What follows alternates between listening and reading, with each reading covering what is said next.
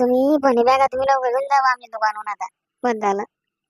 अजूनही 10 रुपये कमी द्यायत पण बॅगा घेऊन जा आता तुम्ही. बंद झालं. अगदी कंजूस पोरगे कंजूस. 10 रुपयासाठी भांडण करत. बाप बी कंजूस लेक बी कंजूस. कंजूसपणा खरखर तर किती वेळ चालले आता तुम्ही. 10 रुपयासाठी लय झंझट सुरू आहे.